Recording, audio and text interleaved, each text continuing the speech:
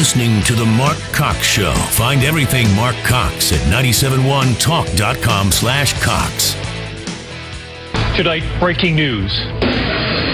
For the first time, former acting AG Sally Yates revealing how she warned the White House about former National Security Advisor Michael Flynn. Sally Yates breaks her silence, revealing for the first time how she sounded the alarm to the Trump White House that Flynn was lying about his conduct, compromised, and could be blackmailed by Russia. Team Trump was warned about Flynn by President Obama in a meeting with the president-elect and by Acting Attorney General Sally Yates because she knew Michael Flynn lied to the vice president.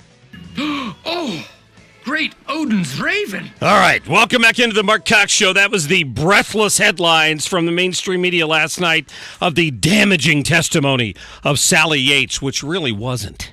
It was much to do about nothing. My friend Chris Arps is in the studio with me. How are you, my friend? You good? I'm excellent. I'm glad to hear that. Did you watch any of that hearing yesterday? I did not. It was pathetic. I mean, there was really nothing to it. Every reporter ran out afterwards and asked every senator who walked by, but why did they wait 18 days to fire him? Like that was the controversy. No evidence that he did anything wrong. Yeah. He hasn't been charged with anything. Hasn't been charged with collusion, nothing. It's just ridiculous. I want to talk more about that in just a couple of minutes, so I wanted to play that clip for you from the mainstream media last night. But I want to switch gears here a little bit to the state level because we have an opportunity right now to speak with Missouri State Senator Bob Onder. Senator, how are you? I'm doing great. Mark, how are you today? I'm doing well, and you're on the radio here with me and my friend Christopher Arps, who's in the studio with me today. Senator, how are you?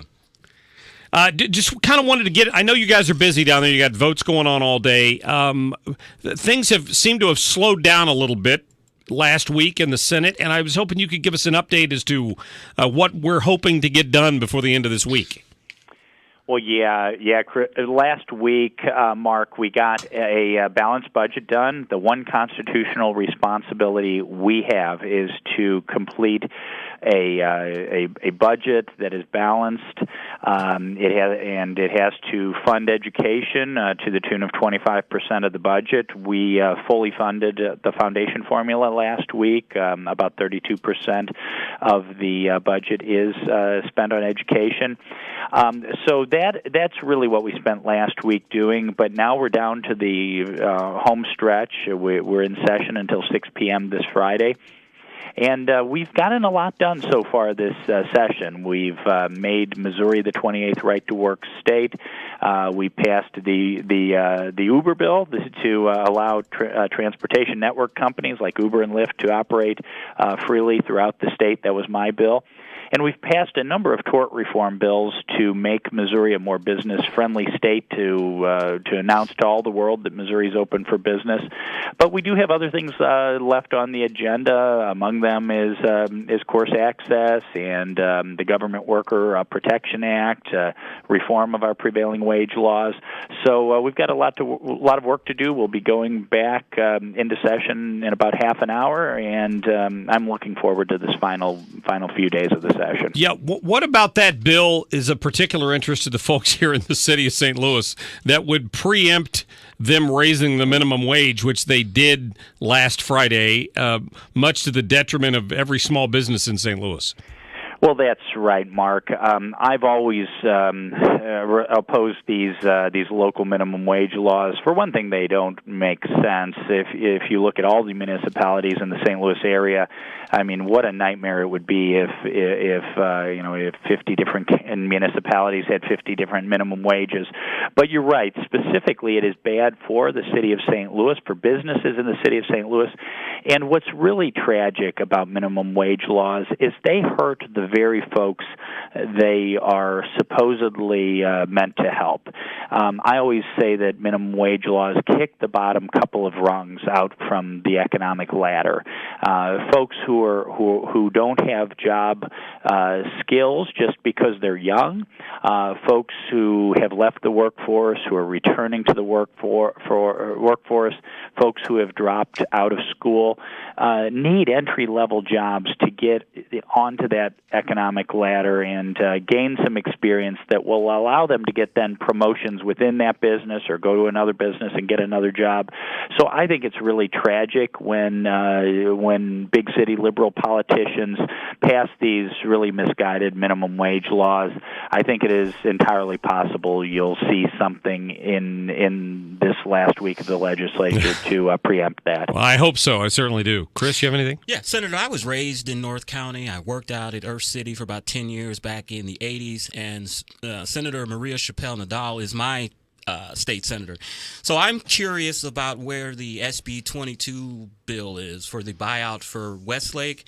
I know originally it was $12 million she asked for. I think the Senate approved $3 million, and then I think I read the other day that it's down to $1 million. Can you give us an update on where that bill is? Yes, SB 22 did pass out of the Missouri Senate some weeks ago, and as you probably know, Chris, the whole reason this is an issue in Missouri state government is the EPA has not done their job, and I think Senator Chappelle-Nadal has a number of good points on that.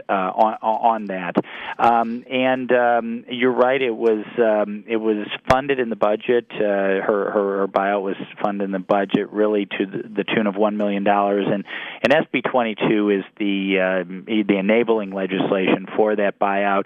It is right now, I understand, in the House Rules Committee, and I think they need to take action on that bill today for it to advance. So it's over on the House side. You mentioned, it is on the House side. You mentioned the prevailing wage bill. That's something that's still pending. That is. Is it also still in the House, the new right to work legislation, or did you guys pass that and send that to the House? So the prevailing wage bill is in the Senate. The House passed it, and it's in the Senate. And again, what prevailing wage is, for those of your listeners who aren't familiar with it, prevailing wage is a requirement. There's a federal prevailing wage law too that essentially requires that all public construction projects be done at what often ends up being the city union wage. So this is really detrimental to cities and counties, towns, school districts across the state of Missouri who have to pay what often end up being pretty inflated prices when the school needs a new roof, or the gymnasium needs a new floor, or the library needs to add an addition. It really isn't fair to taxpayers in those districts, and quite frankly, many times projects end up getting not done because they can't afford the prevailing wage rate. So if there's one thing we could do to create a construction boom across the state of Missouri, it would be to repeal or significantly reform the state's prevailing wage laws. I appreciate that update on that. And Senator, one of the things, I only bring this up because it's made headlines in several of the newspapers today, is that the bill that you guys passed that went to the House on discrimination. Right. And I know there's been a pushback by the NAACP and some other groups claiming that it's going to make it harder for people to prove discrimination. Are you up to date on that enough that you could kind of explain to my listeners what that bill was all about? Sure. It is a pretty complex bill with a lot of moving parts, but the straightforward explanation of the bill is that it just really institutes some common sense in employment discrimination lawsuits. The issue is the question of whether someone can sue because discrimination is a motivating factor or a contributing factor in the lawsuit. So this is the example I like to give. Suppose Mark, you work for me, and I fire you, and you go to court and say, well, Bob, 99% of the reason you fired me, I admit, was because I didn't show up to work, and when I did show up to work, I was drunk, and when I got there, I didn't do any work. He knows me so well. 99% was that, but 1% was because you have some prejudice against me. Is it appropriate that lawsuit go forward? And I think common sense would say no, and that's what the bill stands for. That's what that bill addresses. All right, very good. Well, I tell you what, Senator Onder, I know you've got to get back in there for some votes. I really appreciate you giving a little bit of time today, and maybe we can check back in with you on Thursday or Friday morning to find out how close we are in a couple of these bills. I know it's going to come down to the deadline Friday night, I'm afraid. Yes, it will come down to the deadline on some things, no doubt, and I'd love to visit with you then. Great. Thanks so much. Thank you. All right, Senator Bob Onder from St. Charles County, 2nd Senate District out there. So, Liz, you had asked me about that discrimination bill. I guess that was that SB 43. That's what it was. So some people think that it raised the bar for proving discrimination, and as you heard the senator describe it, and a lot of the people that put the bill forward to begin with, they felt that there were potentially companies that avoided Missouri because of how easy it was to sue for discrimination and some other things like that in Missouri. So got it. That's kind of, I think, why that bill was put in there. That was going to be my question. Has there been instances of this happening where we needed that legislation? Or? I suppose. I'm going to have to find out who sponsored it, and maybe we could get them on to talk a little bit more about it, because clearly there's a lot of groups making noise about it today. That's for sure. Speaking about making noise, I just have to tell you, did you see, we were talking earlier about the Yates thing. Did you see any of that yesterday? I did not. You have to hear what this Democrat from California said. They're so grasping for straws on this that he came out afterwards. I'll play it for you when we come back, I promise. This Swalwell guy out of California. And he says there's evidence of collusion, but that doesn't mean anybody's guilty.